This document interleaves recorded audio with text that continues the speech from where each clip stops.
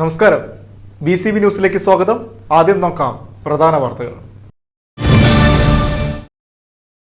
തദ്ദേശ സ്വയംഭരണ സ്ഥാപനങ്ങളിലേക്കുള്ള തെരഞ്ഞെടുപ്പ് ജോലികൾക്കായി സംസ്ഥാനത്തിനുടനീളം 2.5 ലക്ഷത്തിലധികം ഉദ്യോഗസ്ഥരെയും സുരക്ഷയ്ക്കായി 70,000 പോലീസ് ഉദ്യോഗസ്ഥരെയും നിയോഗിച്ചതായി തെരഞ്ഞെടുപ്പ് കമ്മീഷൻ. വോട്ട് രേഖപ്പെടുത്തൽ, വിതരണം, വോട്ടെണ്ണൽ തുടങ്ങിയ പ്രധാന ജോലികൾക്കായി 1,80,000 ഉദ്യോഗസ്ഥരെയാണ് നിയോഗിച്ചിട്ടുള്ളത്. 14 പൊതുനിരീക്ഷകരും 70 ചെലവ് നിരീക്ഷകരും അടക്കം 2,300 സെക്ടറൽ ഓഫീസർമാരും ഡ്യൂട്ടിയിലുണ്ട്.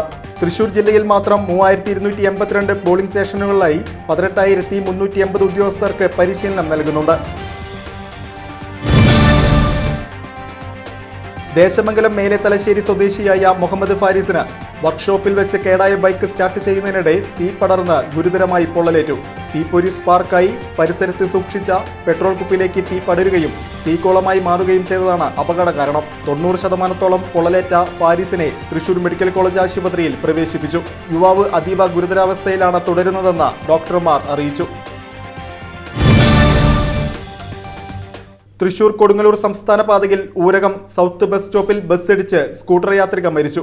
പൂച്ചണിപ്പാടം സ്വദേശി സ്നേഹയാണ് മരിച്ചത്. അമിത വേഗതയിലെത്തിയ റീബോൺ ബസ് മറ്റൊരു ബസ്സിനെ മറികടക്കുന്നതിനിടെ എതിർദിശയിൽ വന്ന സ്കൂട്ടറിനെ ഇടിക്കുകയായിരുന്നു. അപകടത്തിൽ ബസ്സിനടിയിൽപ്പെട്ട് സംഭവ സ്ഥലത്ത് വെച്ച് തന്നെ മരണം സംഭവിച്ചു.